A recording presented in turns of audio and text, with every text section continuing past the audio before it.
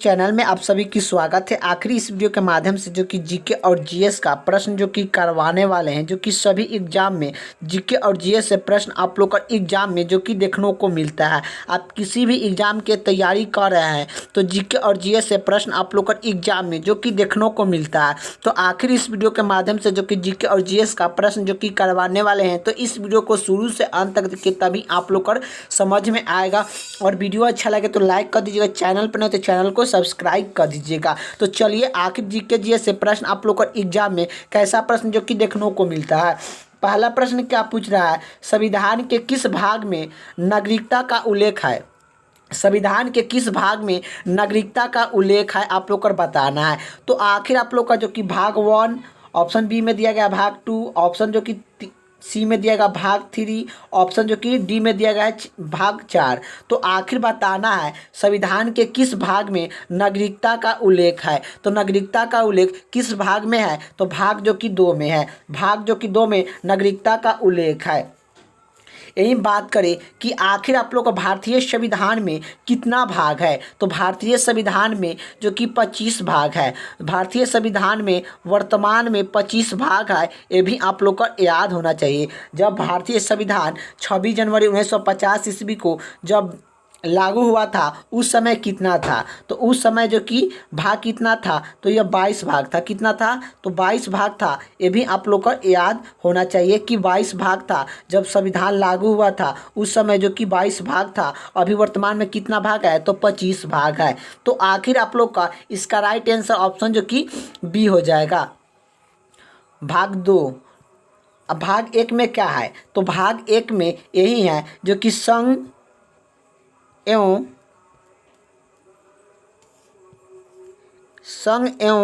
उस राज्य का क्षेत्र, संघ एवं उस राज्य का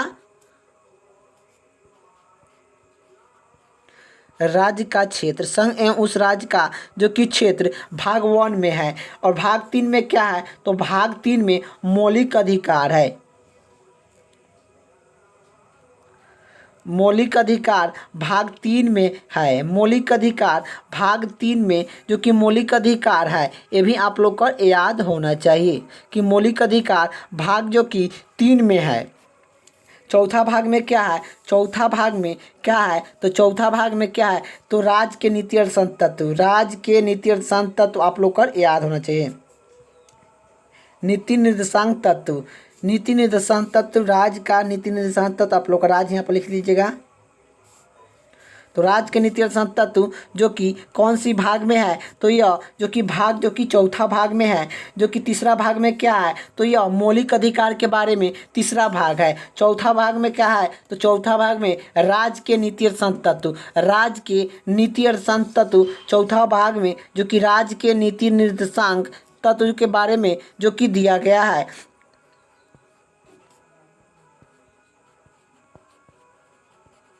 निर्देशांक तत्व के बारे में जो कि चौथा भाग में जो कि दिया गया है। तीसरा भाग में जो कि मौलिक अधिकार के बारे में जो कि दिया गया है, ये भी आप लोग का याद होना चाहिए। तो यही बात करें दूसरा भाग में क्या है, नागरिकता संबंधित है। नागरिकता संबंधी दूसरा भाग में है। तीसरा भाग में क्या है, संघ एवं उस राज्य का क्षेत्र, संघ एवं उस राज्य का क्षेत्र पहला भाग में है। चलिए इसका राइट आंसर ऑप्शन जो कि बी हो जाएगा। अगिला प्रश्न की बात करें, अगिला प्रश्न क्या पूछ रहा है, भारत का संविधान का निर्माता किसे कहा जाता है। तो भारत के संविधान के निर्माता किसे कहा जाता है, तो आखिर आप लोग का 4 ऑप्शन आप लोग का दिया गया है। बताना है कि भारत के संविधान के निर्माता किसे कहा जाता है। तो यह डॉक्टर भीमराव अम्बेडकर को जो कि भारतीय संविधान का जो कि निर्माता कहा जाता है। इसका राइट आंसर ऑप्शन जो कि डी हो जाएगा। अगिला प्रश्न की बात करें, अगिला प्रश्न क्या पूछ रहा है, बिहार दिवस कब मनाई जाती है। तो बिहार दिवस कब मनाई जाती है, तो 22 मार्च को हम लोग बिहार दिवस जो कि मनाते हैं। इसका राइट आंसर ऑप्शन जो कि सी हो जाएगा। अगिला प्रश्न की ओर चलते हैं। अगिला प्रश्न क्या पूछ रहा है कि बिहार की राजधानी कहाँ है। तो बिहार की राजधानी कहाँ है, तो बिहार की राजधानी जो कि पटना है। इसका राइट आंसर ऑप्शन जो कि ए हो जाएगा। अगिला प्रश्न की बात करें, अगिला प्रश्न क्या पूछ रहा है, झेलम नदी किस नदी के किनारे बसा है। तो झेलम नदी कौन सा नगर के जो कि किनारे बसा है, तो आप लोग को बताना है। तो झेलम नदी किस नदी के किनारे बसा है? तो यह श्रीनगर के किनारे जो कि बसा है। झेलम नदी के किनारे कौन सी नगर जो कि बसा है? तो यह श्रीनगर जो कि बसा है। झेलम नदी किस नदी के किनारे बसा है? तो यह जो कि झेलम नदी श्रीनगर के झेलम नदी किस नदी के किनारे नगर बसाया गया है? कौन सा नगर है? तो कौन सा नगर बसाया गया है? तो झेलम नदी के किनारे कौन सा नगर को बसाया गया है? तो यह श्रीनगर को जो कि बसाया गया है। इसका राइट आंसर ऑप्शन जो कि डी हो जाएगा, श्रीनगर। अगले का प्रश्न की बात करें, मीठा पानी की सबसे बड़ी झील किस राज्य में है? तो आखिर मीठा पानी की सबसे बड़ी झील किस राज्य में है? तो यह जो कि जम्मू कश्मीर में है। इसका राइट आंसर ऑप्शन जो कि डी हो जाएगा। अगले का प्रश्न की ओर चलते हैं। अगले का प्रश्न क्या पूछ रहा है? जूट उत्पादन में सबसे प्रमुख प्रदेश कौन सा है? तो जूट उत्पादन में सबसे प्रमुख प्रदेश कौन सा है? तो पश्चिम बंगाल है। पश्चिम बंगाल में सबसे ज़्यादा जो कि जूट मिलता है, और पश्चिम बंगाल में सबसे ज़्यादा जो कि चावल भी मिलता है। सबसे ज़्यादा जो कि चावल जो कि कहाँ मिलता है? तो यह पश्चिम बंगाल में सबसे ज़्यादा जो कि चावल मिलता है। ये भी आप लोग को याद होना चाहिए। इसका राइट आंसर ऑप्शन जो कि बी हो जाएगा। अगले का प्रश्न की ओर चलते हैं। अगले का प्रश्न क्या पूछ रहा है? अगले का प्रश्न ये पूछ रहा है, भारत में रेशम का सबसे अधिक उत्पादन करने वाला राज्य कौन सा है? तो भारत में रेशम का सबसे अधिक उत्पादन करने वाला राज्य कौन सा है? तो यह कौन सा है? तो यह जो कि कौन सा है आप लोग को बताना है। तो रेशम सबसे ज़्यादा किस राज्य में उत्पादन होता है? तो यह कर्नाटक राज्य में जो कि होता है। इसका राइट आंसर ऑप्शन जो कि डी हो जाएगा। अगले का प्रश्न की ओर चलते हैं। अगले का प्रश्न क्या पूछ रहा है कि फल उत्पादन में भारत का विश्व में कौन सा स्थान है? तो फल उत्पादन में भारत का विश्व में कौन सा स्थान है? तो पहला स्थान है। तो फल उत्पादन में भारत का विश्व में कौन सा स्थान है? तो यह जो कि प्रथम स्थान है। भारत का विश्व में प्रथम स्थान है फल उत्पादन में भारत का। इसका राइट आंसर ऑप्शन जो कि द्वितीय स्थान है। आप लोग का जो कि इसका डी नहीं हो जाएगा, ऑप्शन जो कि ए हो जाएगा, जो कि द्वितीय स्थान है। तो फल उत्पादन में भारत का विश्व में कौन सा स्थान है? तो यह जो कि दूसरा स्थान है। आप लोग का ऑप्शन ए हो जाएगा। ऑप्शन आप लोग का डी नहीं लगाइएगा, आप लोग का ऑप्शन जो कि ए हो जाएगा। इसका राइट आंसर जो कि द्वितीय फल उत्पादन है भारत का द्वितीय स्थान है। अगले का प्रश्न की बात करें। अगले का प्रश्न क्या पूछ रहा है? निम्नलिखित में से कौन सी नागदा फसल है? निम्नलिखित में से कौन सी नागदा फसल है? निम्नलिखित में से कौन सी नागदा फसल है? तो आप लोग को बताना है। निम्नलिखित में से कौन सा नागदा फसल है? तो यह मकई एक नागदा फसल है। इसका राइट आंसर ऑप्शन जो कि बी हो जाएगा। अगले का प्रश्न की ओर चलते हैं। अगले का प्रश्न क्या पूछ रहा है? निम्न में से कौन सी खड़ी फसल नहीं है? निम्न में से कौन सी खड़ी फसल नहीं है? निम्न में से कौन सी खड़ी फसल नहीं है? तो देखिए, आप लोग का चारों ऑप्शन आप लोग का देख लीजिए।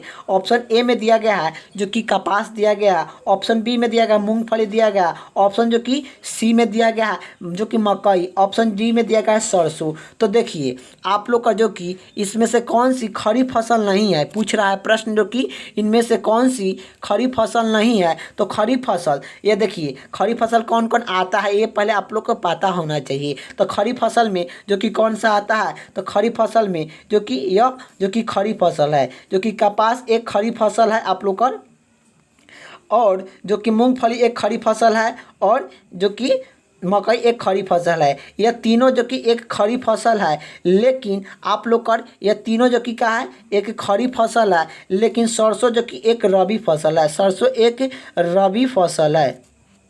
सरसों कैसा फसल है? तो रबी फसल है। लेकिन मकई, मूंगफली और जो कि कपास, ये सब क्या है? तो एक खड़ी फसल है। ये भी आप लोग का याद होना चाहिए। तो यह खड़ी फसल है, मकई, कपास और मूंगफली, यह क्या है? तो एक खड़ी फसल है। ये भी आप लोग का याद होना चाहिए। तो आखिर इसका राइट आंसर क्या हो जाएगा? निम्न में से कौन सी खड़ी फसल नहीं है? तो खड़ी फसल कौन सी नहीं है? तो सरसों एक खड़ी फसल नहीं है, यह रबी फसल है। इसका राइट आंसर ऑप्शन जो कि डी हो जाएगा। अगले का प्रश्न की ओर चलते हैं। अगले का प्रश्न क्या पूछ रहा है?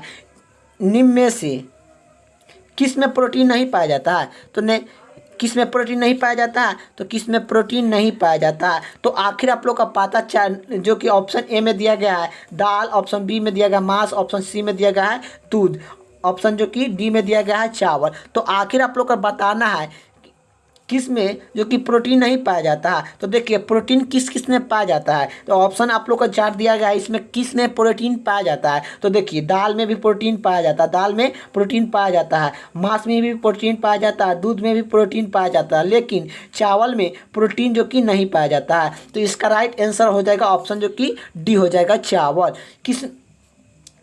किस में प्रोटीन नहीं पाया जाता है, तो चावल में प्रोटीन नहीं पाया जाता है। इसका राइट आंसर ऑप्शन जो कि डी हो जाएगा। अगले प्रश्न की बात करें, अगले प्रश्न क्या पूछा है, निम्नलिखित में से किससे ऊर्जा प्राप्त नहीं होती है। तो बताना है निम्नलिखित में से किससे ऊर्जा प्राप्त नहीं होती है। तो निम्नलिखित में से किससे ऊर्जा प्राप्त नहीं होती है, तो आखिर आप लोग का किससे ऊर्जा प्राप्त नहीं होती है, तो ये विटामिन से ऊर्जा जो कि प्राप्त नहीं होती है। निम्नलिखित में से किससे ऊर्जा प्राप्त नहीं होती है, तो विटामिन से जो कि नहीं होती है। इसका राइट आंसर ऑप्शन जो कि डी हो जाएगा। अगले का प्रश्न की बात करें, अगले का प्रश्न क्या पूछ रहा है, विटामिन ए की कमी से कौन सा रोग फैलता है। तो विटामिन ए की कमी से कौन सा रोग फैलता है, तो विटामिन ए की कमी से कौन सा रोग फैलता है, तो यह रतौंधी फैलता है। विटामिन ए की कमी से कौन सा रोग फैलता है, तो रतौंधी फैलता है। विटामिन बी के कमी से जो कि कौन सा रोग फैलता है, तो विटामिन बी के कमी से जो कि कौन सा रोग फैलता है, तो विटामिन बी के कमी से बेरी रोग जो कि फैलता है। तो आखिर इसमें ऑप्शन जो कि इसका राइट आंसर क्या हो जाएगा, विटामिन ए के कमी से कौन सा रोग फैलता है, तो यह रतौंधी फैलता है। इसका राइट आंसर ऑप्शन जो कि डी हो जाएगा। अगले का प्रश्न की बात करें, विटामिन सी का रासायनिक नाम है। तो विटामिन सी का रासायनिक नाम है, तो विटामिन सी का रासायनिक नाम क्या है, तो एस्कॉर्बिक अम्ल होता है। विटामिन सी का रासायनिक नाम है तो एस्कॉर्बिक अम्ल होता है, एस्कॉर्बिक अम्ल होता है। इसका राइट आंसर ऑप्शन जो कि डी हो जाएगा। अगले का प्रश्न की बात करें, अगले का प्रश्न क्या पूछ रहा है कि कौन सी विटामिन प्रत्यक्ष प्राप्त कर लेता है, तो आखिर जो कि करता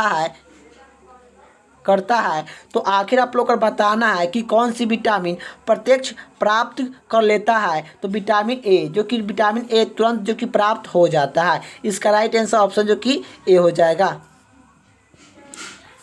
अगले का प्रश्न की बात करें, अगले का प्रश्न क्या पूछ रहा है कि पालक के पत्ते में किसकी मात्रक सबसे अधिक होती है।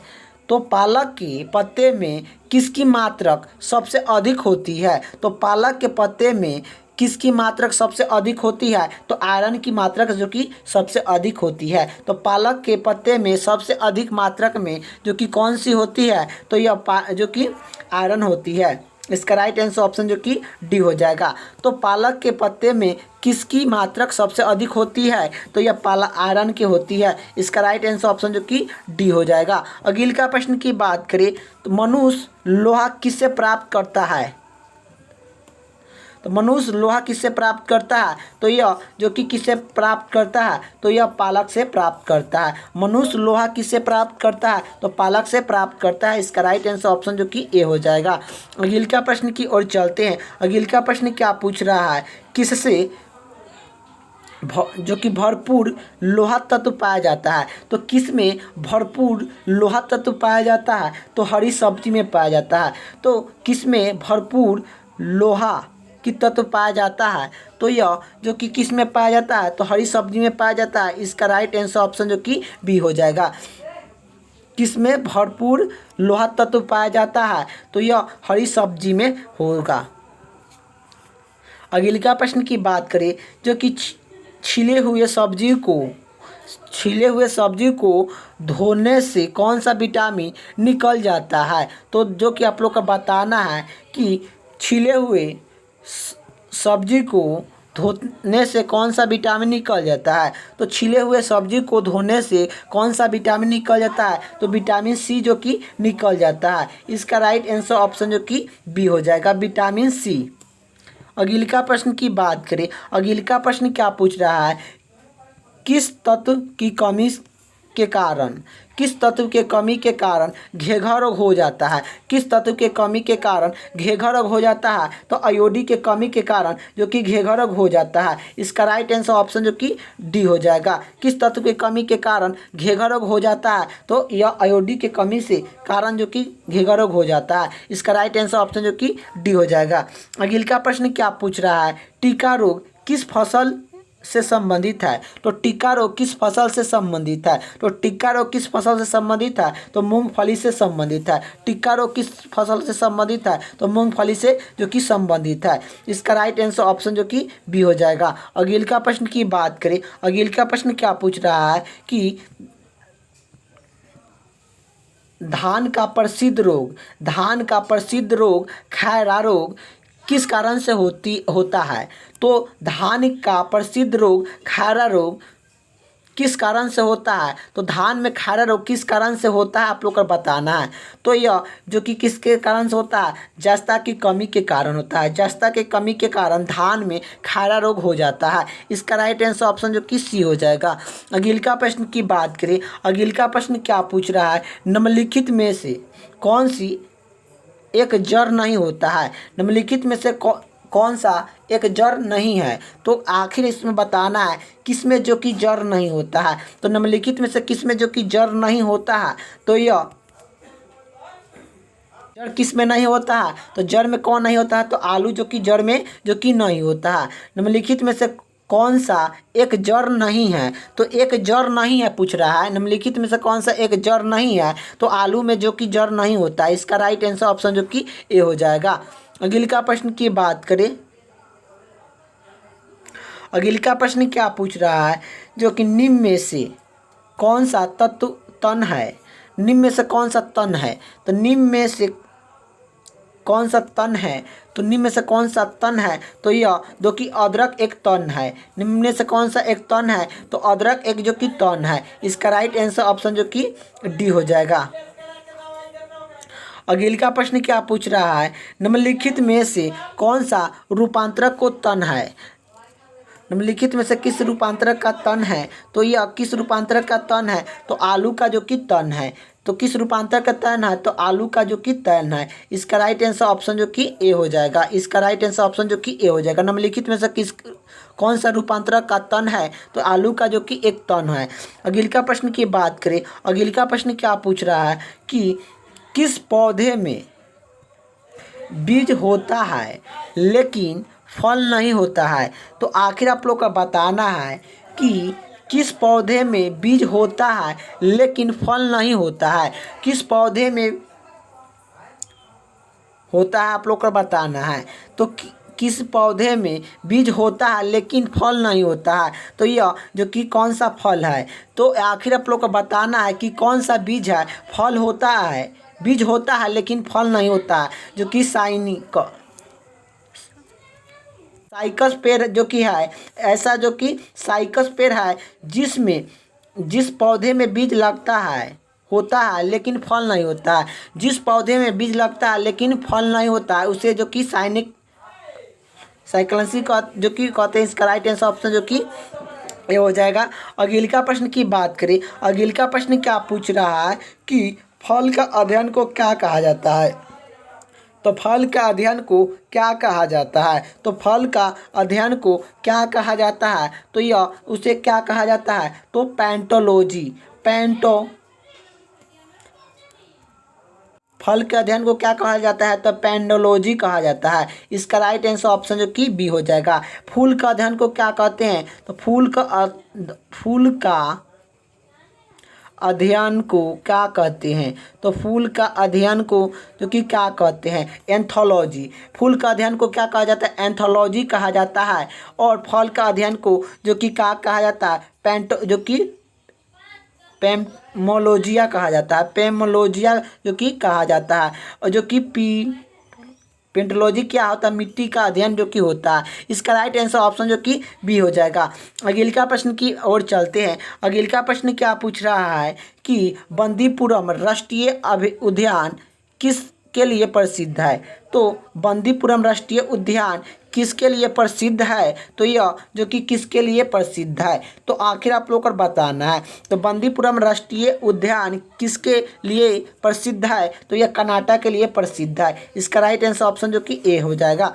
अगले का प्रश्न की ओर चलते हैं। अगले का प्रश्न क्या पूछ रहा है कि कान्हा राष्ट्रीय उद्यान किस राज्य में स्थित है? तो कान्हा राष्ट्रीय उद्यान किस राज्य में स्थित है? तो कान्हा राष्ट्रीय उद्यान जो कि मध्य प्रदेश में स्थित है। कान्हा राष्ट्रीय उद्यान किस राज्य में स्थित है? तो मध्य प्रदेश में स्थित है। इसका राइट आंसर ऑप्शन जो कि डी हो जाएगा। अगले का प्रश्न की बात करें, भारत का प्रथम परमाणु ऊर्जा उत्पादन केंद्र है। तो भारत का प्रथम परमाणु ऊर्जा उत्पादन केंद्र है। तो भारत का प्रथम परमाणु ऊर्जा उत्पादन केंद्र है तारापुर महाराष्ट्र में है। तारापुर महाराष्ट्र में है। इसका राइट आंसर ऑप्शन जो कि ए हो जाएगा। भारत का प्रथम परमाणु ऊर्जा उत्पादन केंद्र कहाँ है? तो तारापुर महाराष्ट्र में है। इसका राइट आंसर हो जाएगा। अगले का प्रश्न की बात करें, अगले का प्रश्न क्या पूछ रहा है? अगले का प्रश्न ये पूछ रहा है कि भारत में हरी क्रांति का जनक किसे माना जाता है? तो भारत में हरी क्रांति का जनक किसे माना जाता है? तो भारत में हरी क्रांति का जनक doctor M S Radha Krishna को माना जाता है। Doctor M S Radha Krishna को भारत में हरी क्रांति का जनक माना जाता है। तो भारत में हरी क्रांति का जनक किसे माना जाता है? Doctor M S Radha Krishna को माना जाता है। इसका राइट आंसर स्वयंपाल राधा कृष्ण को माना जाता है।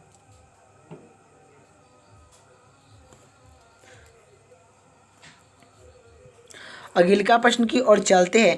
अगले का प्रश्न क्या पूछ रहा है? अगले का प्रश्न ये पूछ रहा है, संविधान के किस अनुसूची में क्षेत्रीय 22 भाषाओं की सम्मिलित कर दिया गया है? तो आखिर आप लोग को बताना है कि भारतीय जो कि संविधान की किस अनुसूची में क्षेत्र 22 जो कि 22 भाषा को सम्मिलित किया गया है? तो संविधान के किस अनुसूची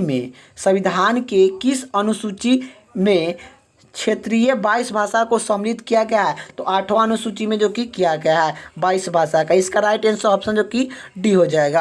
अगले का प्रश्न की बात करें, योजना आयोग का अध्यक्ष कौन होता है? योजना आयोग का अध्यक्ष जो कि कौन होता है? तो प्रधानमंत्री होते हैं। इसका राइट आंसर ऑप्शन जो कि डी हो जाएगा। अगले का प्रश्न की बात करें, अगले का प्रश्न क्या पूछ रहा है? गरीबी हटाओ नारा किसके साथ नाम के साथ जुड़ी है?